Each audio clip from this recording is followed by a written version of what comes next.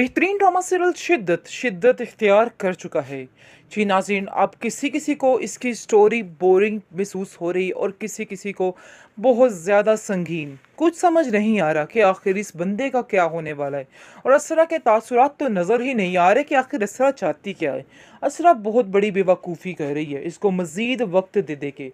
इस जैसे इंसान को वक्त देना बहुत ही फजूल टाइम है। खैर, ड्रामे को खींचे चले जा रहे हैं और खींचे ही चले जा रहे हैं। आप देख रहे हैं कि जिस तरह से असरा हर बात को इग्नोर कर रही है और अब खैर से उसकी अपनी ही दोस्त उसके घर पे डाका मारने की कोशिश कर रही है। डाके से मुराद ये है कि दिखाया ये जा रहा है कि बार बार सुल्तान के आगे पीछे घूमने की और उससे बातचीत करने की कोशिश की जा रही है, क्योंकि वो जानती भी है कि वो किस किस्म का इंसान है।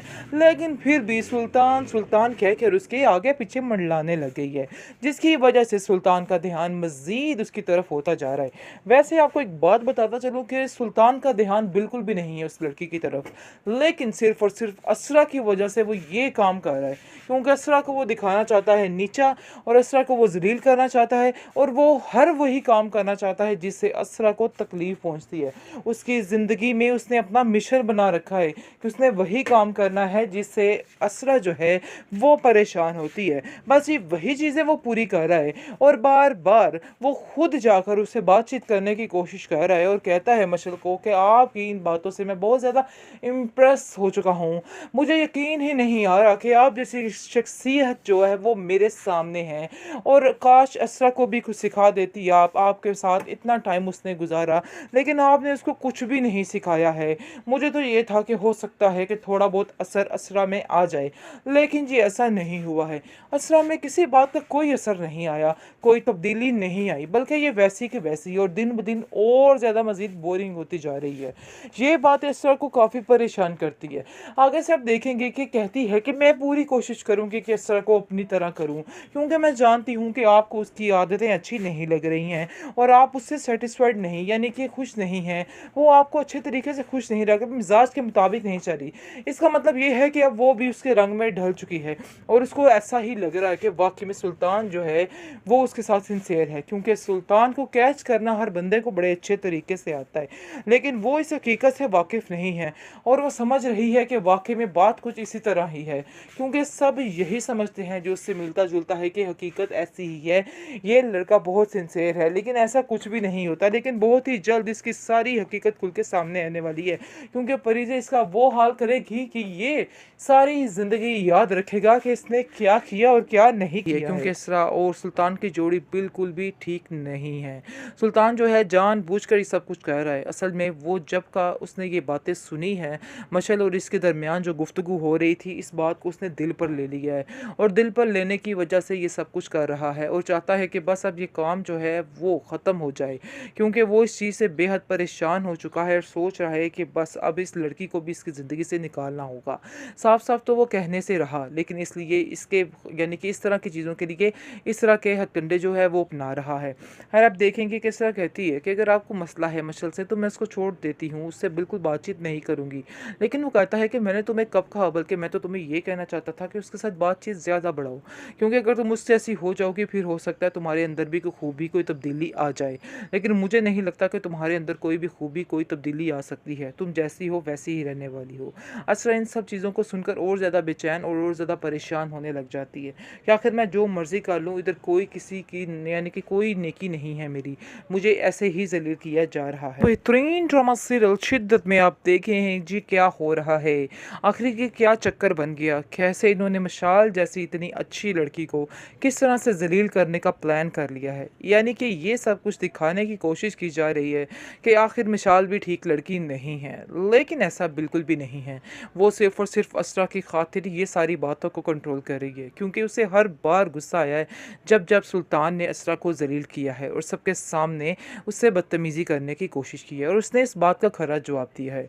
लेकिन अब जाकर असरा को इस चीज़ का अंदाज़ा भी हो रहा है कि काफ़ी ज़्यादा चीज़ें ठीक हो रही थी, लेकिन इसकी वजह से काफ़ी ज़्यादा चीज़ें फिर से ख़राब हो रही हैं, क्योंकि उसको बिल्कुल ही वक्त नहीं मिलता है और इतनी वो मसरूफ़ हो चुकी है मशल में, दिन रात वो उसको इसके साथ ही रहती है, जिसकी वजह से वो काफ़ी परेशान हो चुकी है। और ये चीज़ वो सोच रही है कि काफ़ी ज़्यादा दूर करेगी उसको सुल्तान से। इस बात की टेंशन ने भी इसको काफ़ी परेशान किया है। इसको और कुछ नहीं सूझता तो वो जाती है अपनी माँ के घर और वहाँ जाकर कहती है अपनी भाभी से कि भाभी मुझे ऐसा लग रहा है कि जैसे इसकी वजह से भी काफ़ी ज़्यादा मसले क्रिएट हो रहे हैं और काफ़ी ज़्यादा हमारे घर में यानी कि तंग हो रहे हैं। मुझे मेरी सास ने भी कहा है, क्योंकि तलत भी इसको समझाती है कि बेटा अपने घर को बचाने के लिए थोड़ा सा सुल्तान पे ध्यान देना होगा, क्योंकि उसे अक्सर इस बात की शिकायत रहती है कि तुम उस पर ध्यान नहीं देती हो।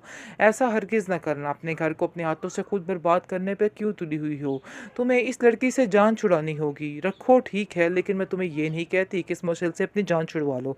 मैं बस तुमसे यही कहना चाहती हूँ कि तुम्हें मशल के साथ एक तरीके के साथ वक्त गुजारना है, क्योंकि जिस तरह तुम उसके ऊपर इतना निछावर हो जाओगी तो फिर हर चीज़ से दूर होकर रह जाओगी, हर चीज़ से कट कर रह जाओगी। वैसे मैं तुमसे जानती हूँ कि तुम पर कभी मैंने किसी चीज़ का बोझ नहीं डाला है, लेकिन खैर सुल्तान का ही इतना बोझ है, किसी और के बोझ की क्या ज़रूरत है उसको, और किसी की बात सुनने की उसमें हिम्मत ही कहाँ रहती होगी।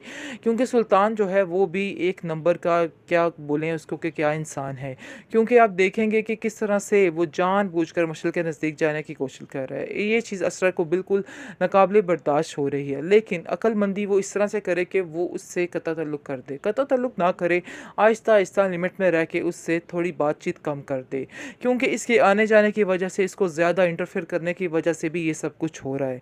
क्योंकि मशल को इस बात की समझ नहीं आ रही है कि उसके घर का क्या माहौल है, क्या होता जा रहा है उसके साथ। लेकिन असरा को इस तरह की बेवकूफ़ी नहीं करनी चाहिए थी कि हर वक्त उसके पीछे ही मंडलाते नहीं रहना चाहिए था। दरअसल असरा को बहुत ज़्यादा सादी तबीयत वाली लड़की दिखाया गया है कि उस बेचारी को किसी बात का कोई पता नहीं चलता है, किसी बात से कोई फ़र्क नहीं पड़ता है। बहुत ही अच्छी संजीदा सी लड़की दिखाई गई है और बताया गया है कि इसलिए इतनी साफ़ नीयत वाली लड़की को बिल्कुल भी टेंशन नहीं होती और इस लड़की के ऊपर ही मुसीबतें आती हैं। कुछ हुआ इस तरह से ही है, क्योंकि इसरा और सुल्तान की जोड़ी बिल्कुल भी ठीक नहीं है।